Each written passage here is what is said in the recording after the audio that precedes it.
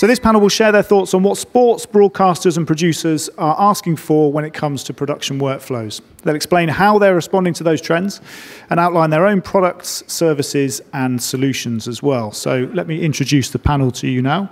To my left, we have Fredrik Glans. Fredrik is Director of European Media Partnerships at Spiideo. We also have Ciro Noronha, CTO at Cobalt Digital. And just next to Ciro is Marius Merten, Sports Broadcast Manager at MRMC, sporting a rather large cast on your arm there as well. And next to Marius is Steve Gruning, Senior Vice President at for Global Sales and Alliances at SOS Global. Thank you all for joining us today. To get us started, I wanted to ask the same question to all of you, just as a sort of quick introduction, if you like. And we'll start with you, if we may, please, Marius. Yep. So what are the main problems that your clients are asking you to help solve at the moment? Yeah, maybe it's good to give some background on who I am and what Spiideo is. So actually, we are one of the global leaders in automatic production. So looking at automatic production right now, our customers is media companies, or it could be sport or news companies, or it could be actually the leagues themselves that want to produce and cover whole leagues on lower level. So a typical customer for Spiideo could be like a tier 3 or tier 4 football or hockey league or media company that has acquired the rights. And of course, looking into this, I mean, the production, it needs to be cheap, basically, and it needs to scale the technology to be able to be cheap. So a typical question from them would be like, okay, how can we stream like 10 leagues throughout the league systems and in the market? And of course, yeah, that is one of the main questions. And then we also work with tournaments that wants to stream. We did go to a cup this summer, like 40 similar or parallel fields where we stream all the actions. So that kind of a mass streaming production we help the clients with. And also important to say here, it's not about only like streaming the match. It's also about doing the highlights. It's also about being able to produce a low latency stream for the bookmakers and also for data collectors. And of course, also, all of these companies that acquire these rights, they also want to give something back to the sports. So therefore, it's also really important, like Spiideo, we have a really powerful sports analysis tools that also could be used within the same cameras. So, yeah. Perfect. Ciro, same question to you. What are the problems that people are coming to Cobalt with? Yes. Well, Cobalt is a company that is known for connecting stuff and converting stuff and also transporting stuff. So customers come to us for, I have this signal, I want to make it into that signal. I have SDR, I want to make it to the HDR. I want to convert resolution, frame rate, that all those things we provide. We also provide transport. So we play in the compression, and I need to make a plug here. I'm also the president of the RIS Forum, which is Reliable Internet Stream Transport, which is all about doing low latency contribution using the internet. So it's all of that. You connect, you switch, you convert, and then you transport. That's what we're helping customers with. And to you, Marius. Yes, so MRMC is probably not that well known, but MRMC is an expert in robotics and its automation. Probably the most people know it from one of the booths we have at the IBC often. That is the dancing robots, often also at the entrance already. But MRMC does more than just dancing robots. We also start developing products for the broadcast industry, also for the sports broadcast industry. In the sports broadcast industry, we try to automate the camera movement of existing cameras. So we are not really depending on a given camera. So we are quite independent. So you can take any camera like Sony, Grass Valley, and you can automate those. And typically that is interesting when you want to set up a remote production. You can do it very simple, that you have just a camera and you produce the content remote. Or you can even have more sophisticated and complex products where you have a set of cameras and do even more of that. And the benefits are typical. The benefits of a remote production to reduce the stuff and the complexity on site, to standardize certain products. And what's also quite interesting application is that we not just automate the cameras around the field or sports. We are often also next to the field in an application where you, for instance, have a studio, sports studio, and you beam a talent or an expert into that studio from a different location. And that is a very nice application because you sync two robotics to each other and basically merge what you can then see as an audience as a single picture. So there are quite a lot of applications of robotics. Thank you. And Steve, you're offering quite different. I guess it would be just trying to normalize the industry. We, SOS Global Express, we're an international freight forwarding company, and we really like to try to be the quiet, non-exciting groups. When we're exciting, typically something's gone wrong. And the last 2.5 years through the pandemic, you just take a look at whether it's pricing, whether it was port congestion, driver shortage, labor shortage in general, it just went parabolic on us. And so a lot of our clients were looking for, plan A, plan B, some sort of sense of normalcy where they were in 2019. And we're certainly getting there, but it's been a long road. So I think a lot of what we look at, we try to drive in from our standpoint is really the communication, having that backup plan. We're through a lot of it, but there's still some regions, some markets, specifically here in Europe to the US, pricing's still elevated. So as you go out and you take a look at these projects that would have priced at, X in 2019, they're pricing now at Y in 2022, it can still be a bit of a shock. So we're trying to help out there as best we can. Perfect, thank you. Fredrik, I wanted to ask you about a recent deal that Spiideo signed with Ringier Sports in Switzerland. Now that was to provide an automated broadcasting system for their new platform, which shows a variety of sport. I think it's football, ice hockey, floorball, handball, basketball. Can you tell us a bit more about that deal? And is that kind of the main area of growth for you at the moment, working with a client like Ringier? Yeah, I think this deal is really what we see right now at Spiideo. We get a lot of requests from players like this, and that have acquired rights within a variety of sports, building a new streaming platform. So in this case, it's called Red Dot Sports. So Ringier came to us. We started a discussion a long time ago and said, like, okay, we have now acquired 3 leagues in football in Tier 3 and 4 in Switzerland. And we need to broadcast this, but it needs to be fully automated. Okay, so that's where we started a discussion. And I've also said, good to mention is that Ringier always been like really innovative. They always wanted to push boundaries. So we had a discussion for several months, and in the end, I think that it was pretty clear that Ringier Sports and Spiideo was right for each other. And so what Alex said, that's the CEO of Ringier Sport, is that Spiideo and Ringier together push the boundaries for automatic broadcasting. And one of it was really important that it should be automated because otherwise the costs would be too high.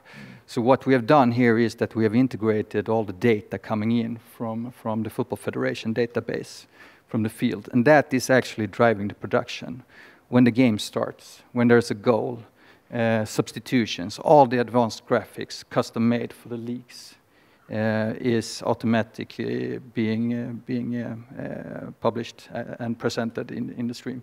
So it's really nice. And then also we have, of course, other AI products that we work with that gathers like possession data, etc., and that we also move into this production. So it's a really interesting case, I think.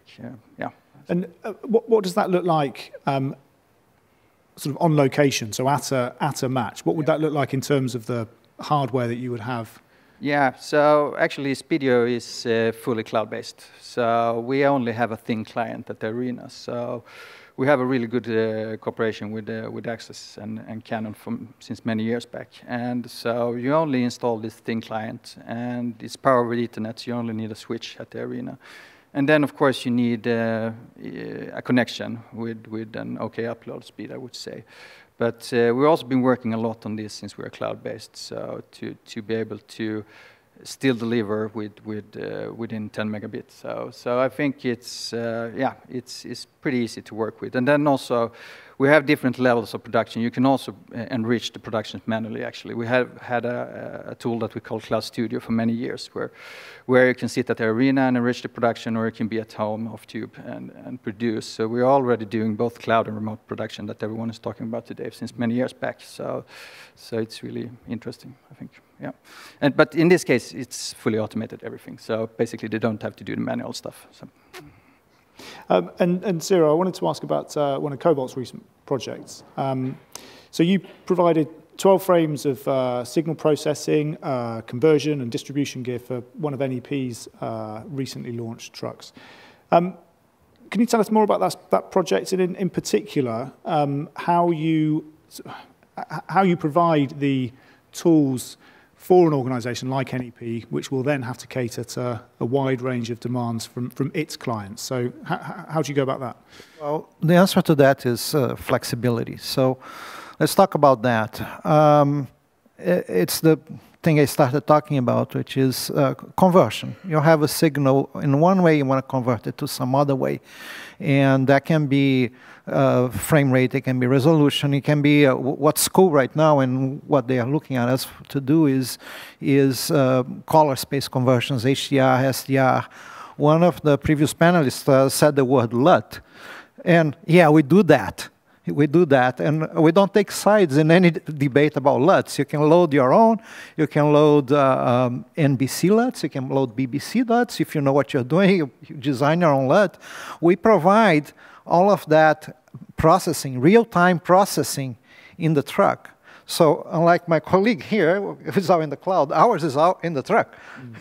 It's equipment. Cobalt makes those boards. These are open gear cards, right? It's an equipment rack.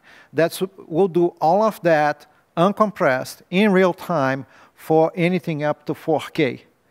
So you can go in and you can do anything you want. You want a different LUT? Be my guest. You want dynamic conversion, which is a cool thing, because especially in sports, a match can start under natural lighting and may end at night with artificial light. So a LUT's not going to do a good job on that. But if you do dynamic conversion with scene by scene, it's a technology that we license from Technicolor.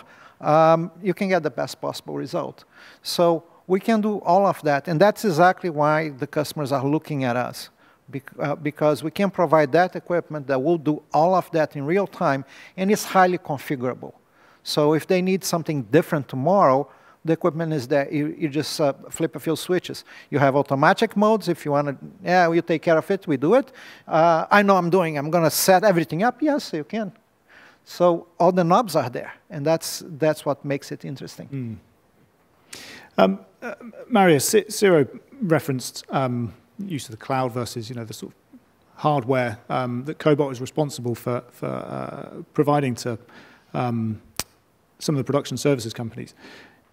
In a recent article that you wrote for us, actually, for SVG Europe, you spoke about virtualized live workflows and made the point that you can virtualize pretty much everything from editing, replays, switching, graphics, and so on. But you can't virtualize cameras. So how is camera technology going to keep pace with everything else? Yes. So I think in general, what we saw during the last years is that there was spent a lot of energy to do a lot of things remote. And I think the most did cherry picking. So what is easy to shift into a remote production is almost shift to a remote production. A bit more complicated is to shift a camera movement into a remote production by principle thinking, because a lot of people think in camera movement locally is very spontaneous. But in fact, you can shift even spontaneous things just remote. So you have locally your robotics, and remote you have your operator in a one-to-one connection with your camera. So even with that one, you achieve already improvements in terms of efficiency and standardization. So you don't need to have, let's say, if you have 12 cameras on site, you don't need 12 operators on site. So you optimize basically your workflow, even with a simple one-to-one connection, what you can do already today. The next level really is if you deploy locally an automation system. So that means you don't have a one-to-one connection, you basically have a one-to-n connection. So you have a remote operator which deals with multiple cameras at the same time. And that is something which works already today as well. The next level really is, I call it sometimes O to N, where you basically have no operator in its meaning. So that means you don't operate a physical camera locally, but you operate a system. So that means the system completely runs autonomous. So you have N cameras and a remote, let's say, operator who just maintains the system to make sure that the performance is guaranteed. So that is really the different levels. And I think in the future we see more of that, where you are able to standardize certain things in a full automated system, or even in a one-to-one connection, because it is just obvious. It's making it more cost efficient and come up with even more benefits than just that. Steve, earlier you spoke about some of the difficulties of the past few years, if you like. Have things for you guys now returned pretty much to pre-pandemic levels, would you say? Yeah, I mean, yes and no. I mean, you take a look at, we were a healthy company going into the pandemic, and fortunate for us, our business was fairly well diversified. So we were able to take advantage of some of the other markets and grow into those. One of those being music touring. That was dramatically affected by the pandemic, and we were able to provide a soft landing for some of the folks that, frankly, we would have never had access to previously before the pandemic. So, and that's evidenced by some of the tours that we have out right now. We've got Green Day. I mean, frankly, SOS Global Express has no business having Green Day out on the road right now, but we do. And part of that is because of some of the individuals and folks we were able to bring into the company and bring that sophistication. Broadcast speak is not music touring speak. And, we've seen that across our vendor base. We've got 500-600 agents that we've vetted over the last 4 decades. But the music touring guys want to deal with tour truckers. They don't want to deal with just the over-the-road guys. So, finding that nuanced piece of it has been helpful, but it's still, the hangover is long. I mean, we have, Justin Bieber out on the road. We were supposed to move 6 containers yesterday to New Zealand, and I'm not sure if, everybody's traveling right now, but he just canceled his entire world tour indefinitely through 2023. That affects, almost 100 100 of his stage hands. They're off the road. Kanye has been a challenge as well. Rage Against the Machine has been a challenge. So it's there in certain markets. Certainly the backbone of our business has come back. But as you look into some of the new areas we've pushed into, it's still there. I mean, we're expecting 2023 to be an incredibly active year from a music standpoint. Same thing from a production feature film. Been very, very busy for us. We've brought on relationships with Apple TV Plus, Amazon, all the big guys, frankly, at this point, and they've sought us out because we've stayed active in the market during the pandemic and after the pandemic. So we're through it. We see things normalizing. We don't follow the 30, 45-day indices from a pricing standpoint, but those are coming back in line, still, elevated from 2019, but it's flatlining a little bit here. And something that comes up in conversations with a lot of the people that we speak with at SVG Europe is that issue of sustainability and how we can make sure that productions have a sustainable way of approaching things. Is that a consideration when you're talking to clients? And if so, how do you kind of respond to that? Yeah, we see it more and more. Again, just picking on music for a second here, Coldplay. We work with Coldplay, and they are absolutely pressuring every one of their vendors for the greenest possible footprint. It's a challenge for us because we're an asset-light group, so we rely on our vendors to provide the service for us. But there's certain things we can do just purely from an education standpoint. A lot of times we can lessen the carbon footprint just based off the information we have and the amount of runway we have. The more time we have, the better we can plan, and that ultimately reduces the carbon footprint impact. And we also have calculators. It's all third party, so we're very, very careful how far deep down that rabbit hole we go purely from an SOS standpoint, but we can bring that forward as a pass-through that our vendors provide to us. And do you find that the sort of demands or requirements vary from industry to industry or geographically even? Yeah, I mean, I'll tell you, it's pretty much in every one of the, kind of a canned RFP, there's a section in there, what is your sustainability, diversity, that's all, in that section, but we do see it more and more globally, especially with some of the larger footprints, things that we're involved in. There's just no way of getting around it at this point. It's embedded in everything we do. And Fredrik, you mentioned some of the projects that you guys have been involved in recently. Was that a factor for you as well, that issue of sustainability? And is that something which you have to kind of provide for those clients and provide evidence of? Yeah, I mean, that's central in every business, I would say. So we always get the question. But of course, our way of producing is really green, I would say. So because you don't need people to go there, or you don't need a lot of transports. You need to freight the camera there, and of course we use suppliers there that can help us with that in a green way. So. Something I wanted to ask you about now is specifically for your organisation. What particular parts of the market are you going to be focusing on going forward? Yeah, so I think that today we have several partners throughout Europe and the US, like leagues. Of course, we will continue serving them, and also federations, and of course also the media companies now that has picking up here, that are acquiring rights on semi-pro level, but also grassroots levels. So that we will continue with, and then also we see new segments coming in here. That's really interesting. Of course, bookmakers and also data collectors. That's interesting, and also a lot of tournaments is also picking up a lot, I would say. So we did a lot of tournaments this summer with great results, I would say, with our mobile cameras. So being live. So yeah, that's where we focus. Yeah. And Ciro, for Cobalt, whereabouts are you going to be focusing your efforts? Well, there's two areas that we are focusing. One is 2110.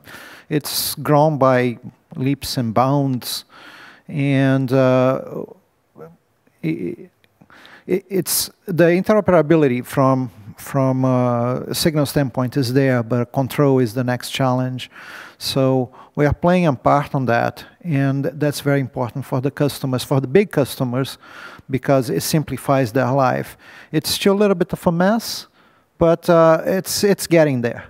The other part that we are focusing is all this business of transport over the internet. Everybody wants remote, and nobody wants to spend money. So you want to use the internet, you have to transport your video, and that's near and dear to my heart because I'm involved with writing the specifications for that. It's stuff that you could buy, you've been able to buy for many years now, but now it's sort of standardized. I'm not allowed to say the word standardized, but I have to say common specification. But it will free you from having to buy proprietary solutions. You can mix and match, and so you don't. I mean, I hope you buy Cobalt, but you don't have to. You will mix and match. It will work. You can use the best thing for the best product for your application, and you have a knob to reduce the latency.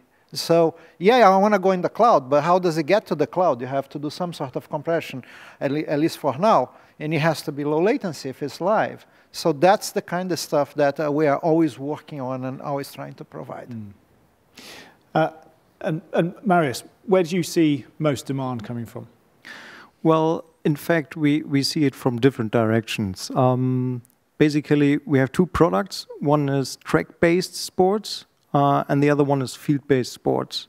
And you can even differentiate even both products into things because sometimes you have a data provider and you work with an automation system based on data, or you try to, we call it semi-automate that system. So you are not depending, you have a solution which is not dependent on a tracking provider. So for us, it's one key point is to stabilize what we right now have in the field to improve our current products, and as well discover new areas with new, with new applications within our product range. Okay, so listen, we've only got a few minutes left. So final question to each of you, starting with you first, Steve, if we can.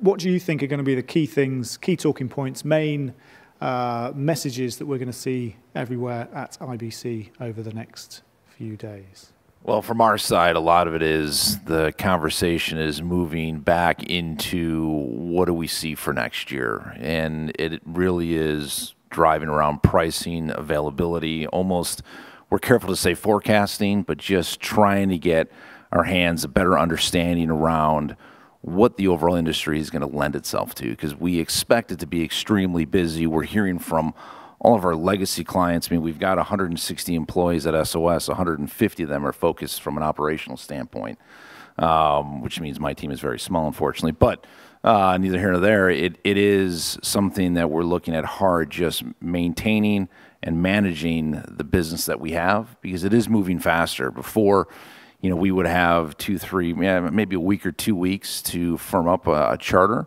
Now, you know, sometimes it'll be 24 hours, you know, 2 days, 3 days. You just don't know. So it's very fluid out there. So we're trying to bring systems in place, adding to our legacy systems to provide some optimization. Really, it's just trying to turn the information quicker back to our clients so they can make the best decision, because it is still fluid, and we expect to see that through really the middle end of next year. And a lot of this is labor-driven. A lot of it is outside of our control. So what we're trying to do is stay in front of as best we can with our clients. And certainly the backbone of what we do is absolutely the most important, which is the broadcast, the live event side. But as we add in music, feature, you know, even some of the aircraft on ground work, some of the niche business, it really does come back down to really understanding the market and what we can do to help deliver for the client. And Marius, what's going to be big in production workflows at IBC? So, well, I think it's important, the data in the future, the data in the cloud, and around that, the application. That is valid, of course, for remote productions and autonomous things, but you can do even a lot of more things if you combine a lot of words. So, for instance, immersive experience with data and limb data combined with robotics. There are so many applications you could do. The key is just that you try to combine those words and bring them together to create new applications, and that is something I'm really looking forward to see. Ciro? Well, in my world is 2110. We just outfitted a couple trucks out 2110. So 2110 is the thing that at least we're focusing on, and we think it's going to be it's going to grow, continue to be big. We just had the first JT&M in a while, and the second part is HDR. I mean, yeah, people are talking about HDR, but HDR you get more bang for the buck with HDR than with increasing resolution. So that's my view. Perfect, thank you. And finally, Fredrik, your thoughts? I think, of course, remote production would be a hot topic, and also cloud technology. And then I also hope that there would be a lot of discussions on mass productions, and automatic production, of course. Great. Okay, well, listen, that's all we've got time for. Thank you very much. If you'd join me in thanking the panel. So our thanks to Fredrik, Ciro, Steve, and Marius. Thanks very much. Welcome.